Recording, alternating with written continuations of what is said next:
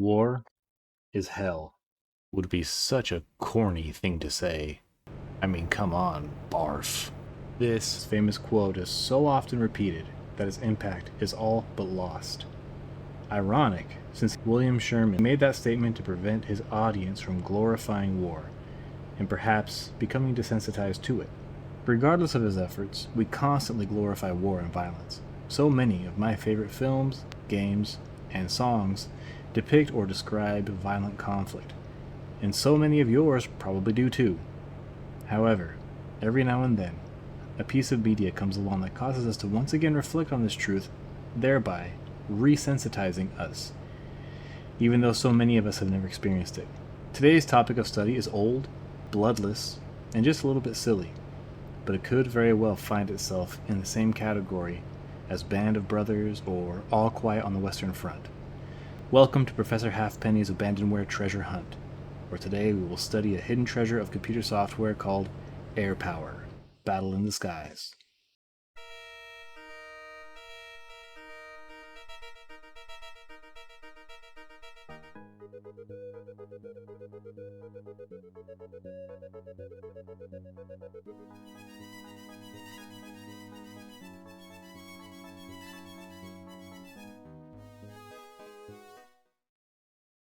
As we begin this game, we are greeted with an opening FMV video that covers in surprising depth the history of the rigid airship.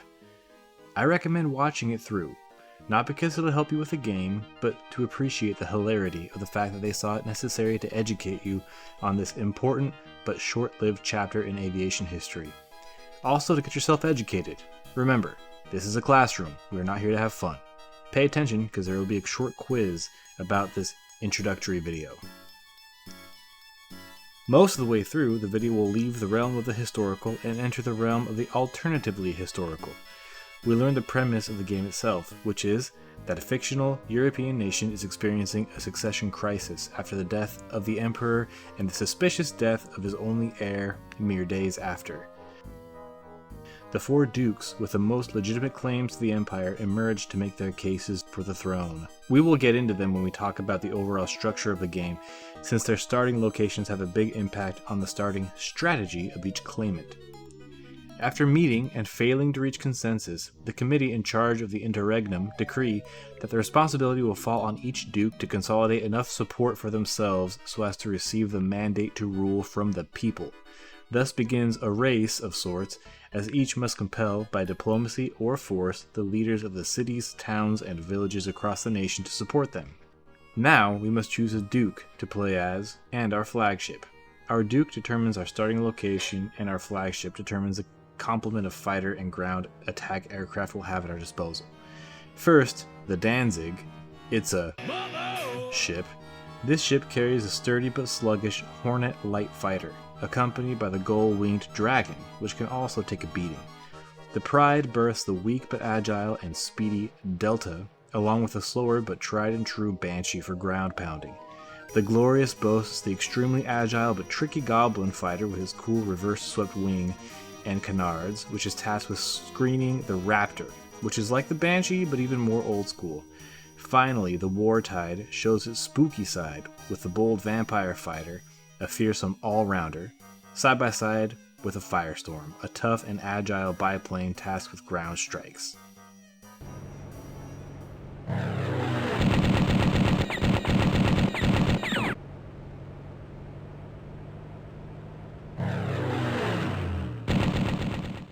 Now we can talk about the dukes and their starting locations. Tyrannus up north is an ambitious, rule-by-strength type of guy.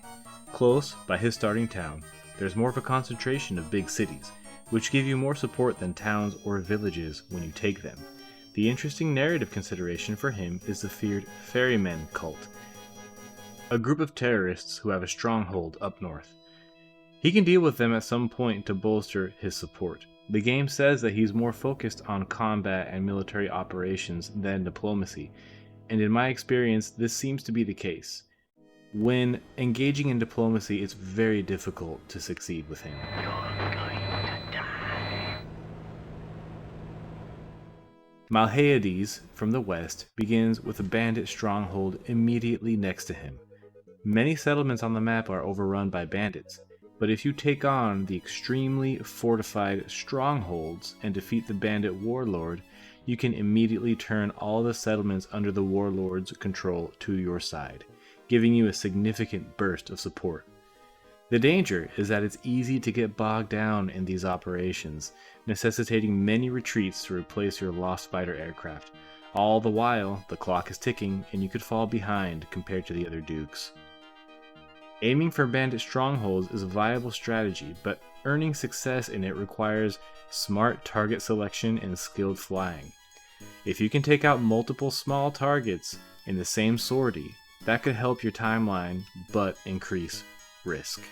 Speaking of bandits, each duke has a bandit cluster more or less in their quadrant of the map, but Malhades has a special opportunity to take one very close to him, then move immediately onto the one that's in Petratus territory, since it's very close to it. 2 bandit strongholds early in the game can give you a massive support advantage to start. All the bandit activity in the west makes sense based on his story. The nation to the west is suffering from a series of natural disasters. The influx of refugees has made for ripe pickings for bandits and other criminals. If you stabilize this region quickly, you can have a strong foothold in your campaign. Try patching that up. Duchess Dorosia to the east technically is not legally qualified for succession, but she has ambitions of taking the throne anyway, seemingly thereby reforming the law to allow for a female head of state. Her starting area is in difficult territory, unarable swampland. This means she has few large cities nearby for support gains. The upside is that small villages and towns typically take far less time to defeat militarily, and the little support gains in rapid succession can add up. Although the swampland isn't conducive to industry or farming, plentiful airship supply lines means that she enjoys the advantage of having many more resupply points near her than the other dukes. When you travel, it takes time. The need to travel a long distance to a resupply point can be costly, so having more closer means that you can resupply with much less of a time penalty. This offers her a lot of flexibility in spreading her influence.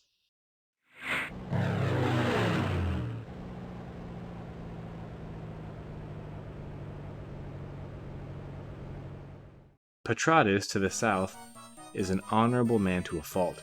This has compelled him to dishonorably discharge a high-ranking military officer who became a bandit overlord immediately after, and then subsequently rapidly captured a cluster of settlements and put them under his control. Petratus seems to have an advantage in diplomacy. In the games I played, that seems to play out, with him very rapidly converting settlements to his side.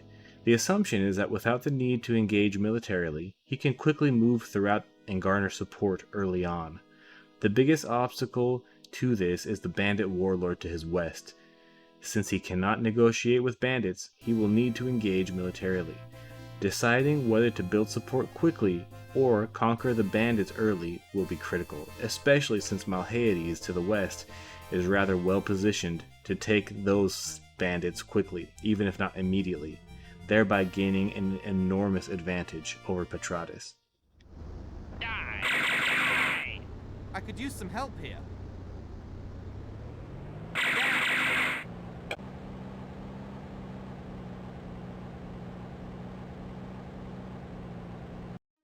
The idea of a flight simulator with a light strategy element isn't a complex one, nor is it even a unique one for the time.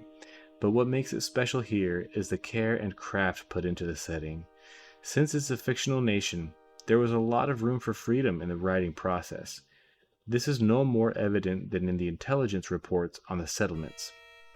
It's wise to read them as they give you important insights for either the diplomatic or military approach. But what's most striking is how every settlement carries its own narrative.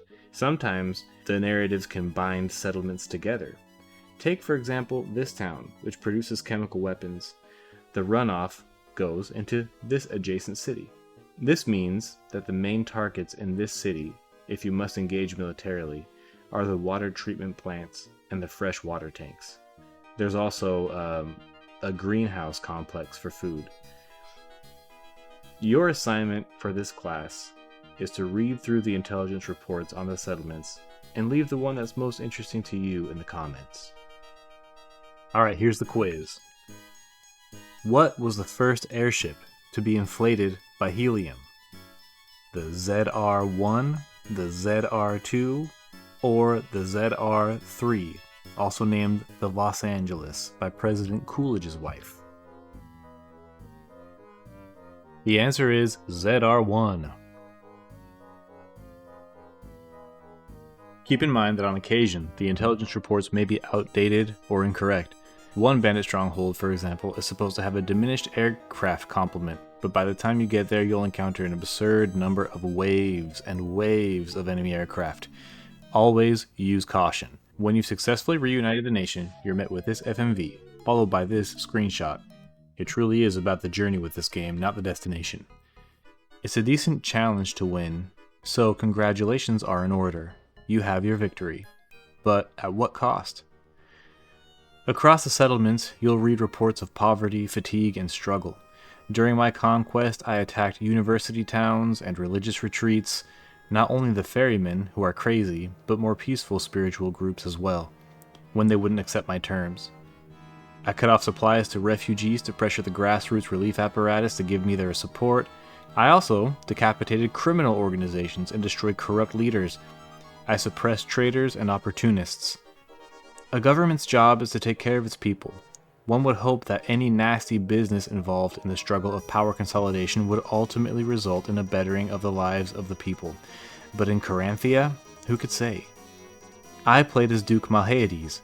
All we know about him is that he was conducting a relief mission in a neighboring country when he was forced to leave to participate in this conflict. We can assume he has a humanitarian streak in him, so I saw some success in diplomacy, but I used military means a lot. To be fair, I focused on orbiting Caranthea to put down the bandit strongholds, which was the basis of my ultimate victory, but in the process, I committed the atrocities I mentioned above, and a few more. Without getting too deep into real-world history, I find this a sobering reminder that any state exists based on its own monopolizing of violence.